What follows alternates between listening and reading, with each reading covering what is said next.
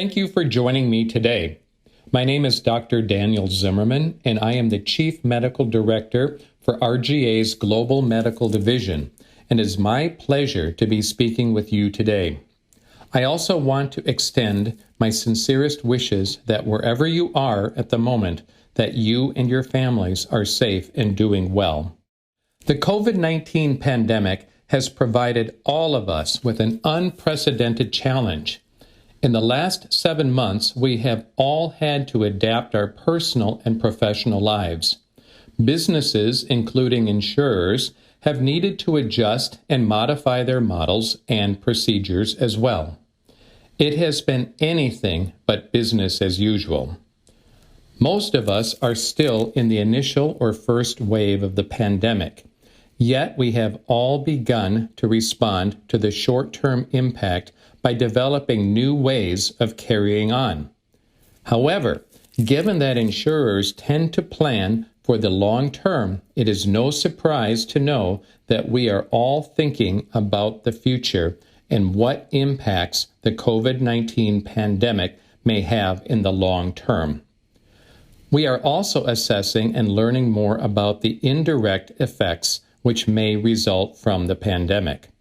Certainly, and rightly so, we have been focused on the direct mortality, morbidity, and economic effects to date, but the risks and even potential opportunities in the future are much broader. This short presentation will explore some of the long-term and indirect impacts of the COVID-19 pandemic. Here is my agenda for today. I will be briefly touching upon these following topics. First, I will talk a bit about what I call the headwinds. Here, I will be discussing the concepts of known unknowns and unknown unknowns. This may seem to be a bit unusual, but it really can be quite useful to think about the future in these terms. I will also review a few ripple effects of more current and recent events and discuss how those might impact the future. Next, I'll move on to address what I've identified as science leaping forward.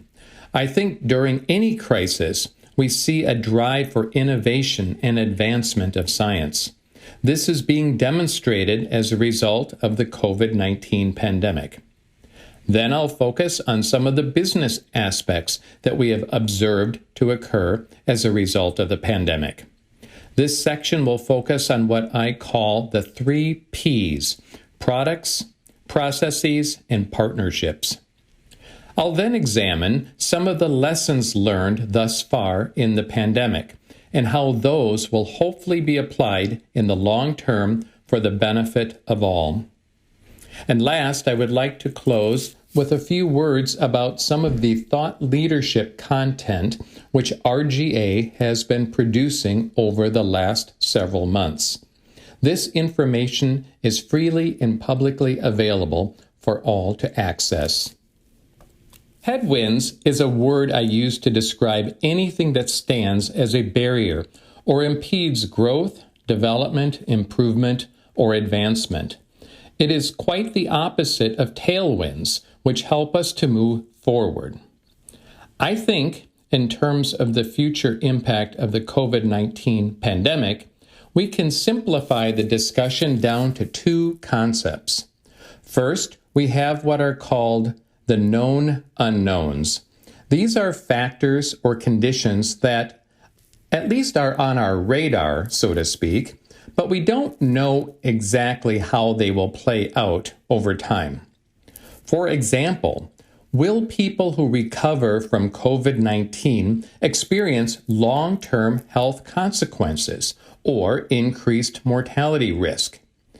It's a known risk, but we don't yet know the answer. We don't yet have the data in order to make any educated guesses. But at least we are aware of known unknowns and can assess them as more information becomes available. Then we have what are called the unknown unknowns. These are the events or outcomes or problems which might arise for which we currently do not even suspect or have any awareness could occur. Some have called this the blind spot, but I think it's even more elusive than that. These are outcomes or issues for which we cannot even imagine might occur. As insurers, this is a very difficult concept to grasp, since it really cannot be modeled for. How can one plan for an event if one has no idea what it might be? For example, back in January of this year, when COVID-19 was just beginning, we knew it was a respiratory disease which caused pneumonia.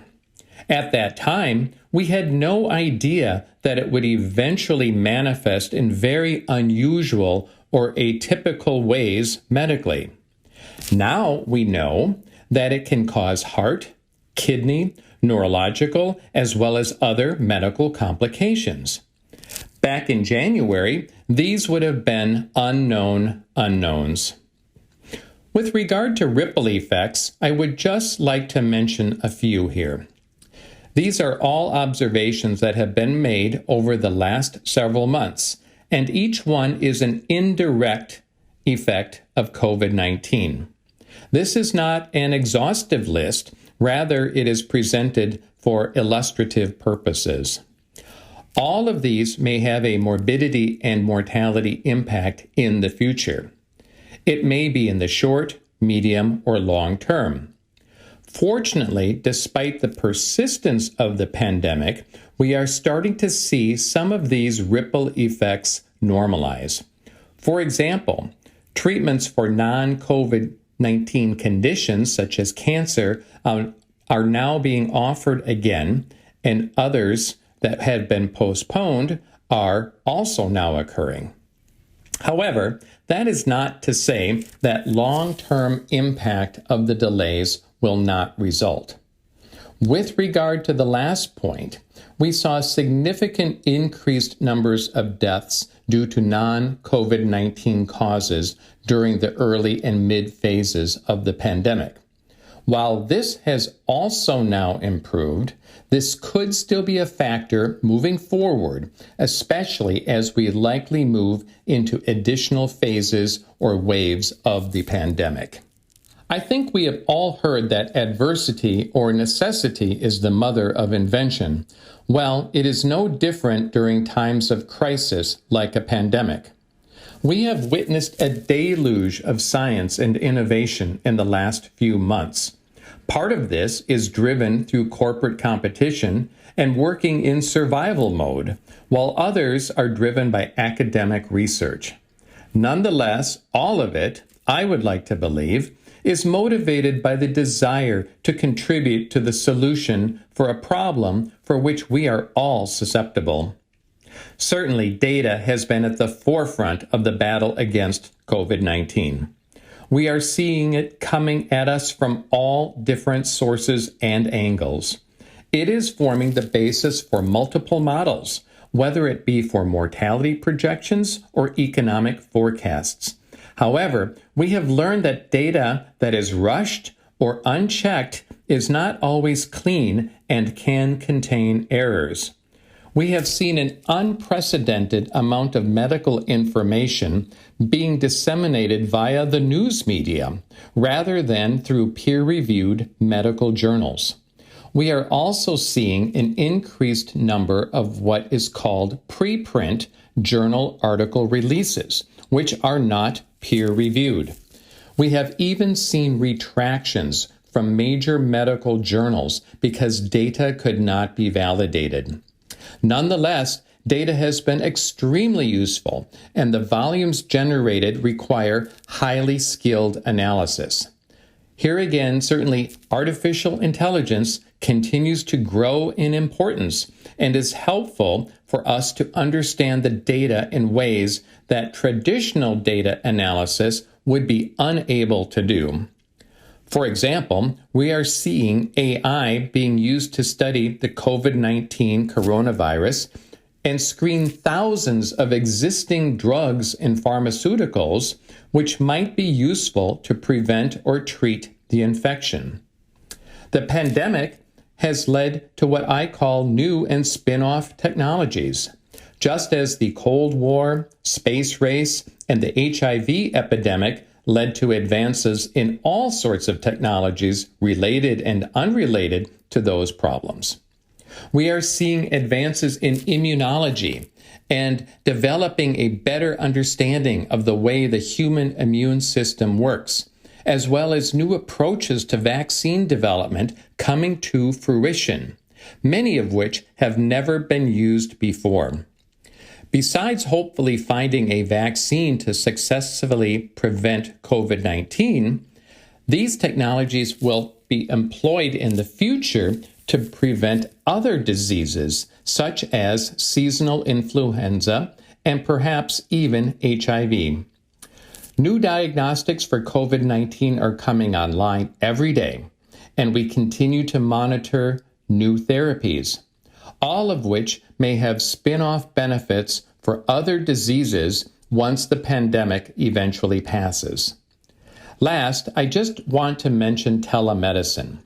Telehealth or telemedicine clearly existed prior to the COVID pandemic, but we saw a significant uptake in the use of this health care delivery modality once the pandemic began. Doctors and patients quickly adapted, and it will likely now remain a mainstay of healthcare systems moving into the future. Successful businesses have always been the ones that are flexible, adaptable, and can pivot. I think we've witnessed a historic pivot by insurers over the last several months. Clearly, we exist to serve consumers' needs. I think we've also seen companies step up and assume real social responsibility and a desire to provide aid during a crisis. I think we and our customers have also realized, even more than ever, the enormous social value life and health insurance products bring to our clients. Old products have been modified, new products are being conceived, ones that will bring true value and a sense of security to the policy owner. There is one important point to keep in mind. Epidemics and pandemics recur, and we don't know when the next one will be. That risk is real, and people will want to protect against it. Insurers have adjusted business processes significantly. The well-established traditional procedures for underwriting new business have been turned upside down. Obtaining fluids, medical exams, and medical reports has become exceedingly difficult. New sources of risk assessment have already been in the works prior to the pandemic, but this movement has now been accelerated. It's hard to imagine, but research into and programs to develop accelerated underwriting have been accelerated even further. All of this driven by immediate need. Risk scores and other means are being deployed as quickly as they can be verified and developed. While it is not yet known what the future of underwriting will look like post-pandemic, it is reasonable to conclude it will look quite different. Sales channels, too, have been affected. With a reduction in face-to-face interactions, we have seen a shift to more online and automated sales. Mobile technology and other innovations are rapidly filling voids and gaps. And finally, businesses are learning new ways to operate and function outside of the traditional office setting, with work-from-home employees and resumption of business as usual. Challenges such as connectivity and data security are being solved and will pave the way for future changes in workforce management. The pandemic has also seen, out of necessity, communication and partnerships develop that may not have naturally occurred previously. Pooling of resources and data, financial efficiencies, and cooperation have led to, hopefully, long-lasting relationships that will drive business and innovation forward long after the pandemic has passed. This includes conversations between insurers, scientists, public health officials, regulators, and philanthropists. RGA has collaborated with Washington University and St. Louis School of Medicine for over 20 years on the not-for-profit Longer Life Foundation. Recently, this foundation provided a research grant to study prognostic factors in COVID-19 disease patients, which may help to predict severity of disease. RGA has also partnered with the Center for Infectious Disease Research and Policy, based at the University of Minnesota, USA, to learn about and share ideas regarding epidemiology and pandemics.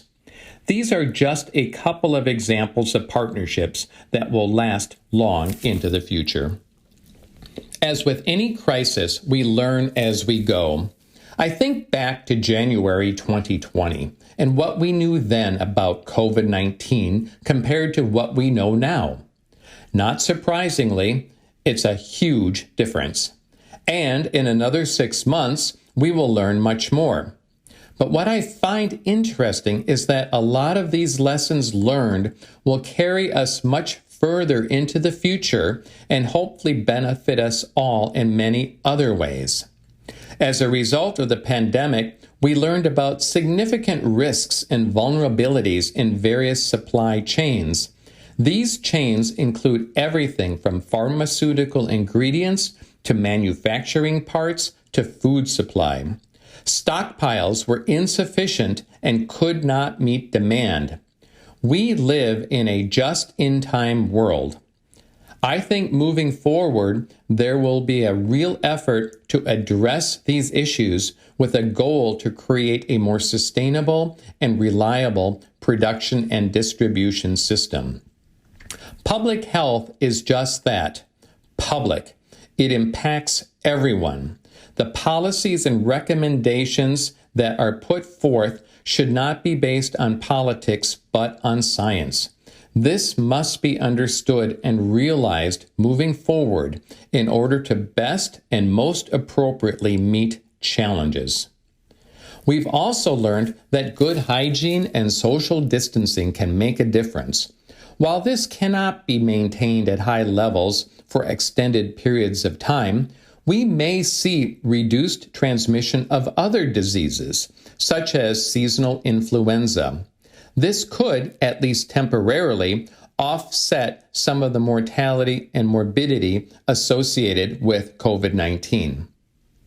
I certainly hope that lessons learned in general from this pandemic will be carried forward and serve to better model future pandemics, as well as to manage them more effectively.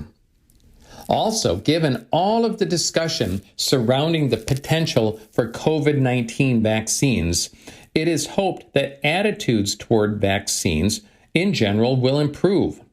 Over recent years, there has been increased skepticism and criticism of vaccine safety.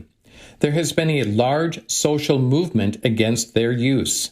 This movement risks turning back time on some of the most successful medical interventions in history. Hopefully, successful deployment of a COVID vaccine will help to turn this skepticism around and allow large-scale immunization programs to continue to move ahead successfully. Last, we've all learned to learn and teach differently. I'm not only referring to schools, but businesses and insurers as well.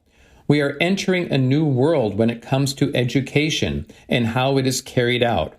Whether it's via a webinar or a Zoom call, all of us are interacting and learning in a new way. Surely this will impact the future and hopefully in a way that is beneficial to all. Finally, I would like to conclude by sharing with you a link to RGA's Knowledge Center. Our leaders and subject matter experts have been producing all sorts of COVID-related content over the last several months. The articles are free and accessible to all. The topics are also quite diverse and will be of interest to many in the insurance industry. While many of the articles are medically related, others also cover other aspects of the pandemic, such as underwriting, claims, actuarial, fraud, and human behavior. With that, I would like to thank you for joining me today. I hope you have found this short presentation to be interesting and informative. Be well.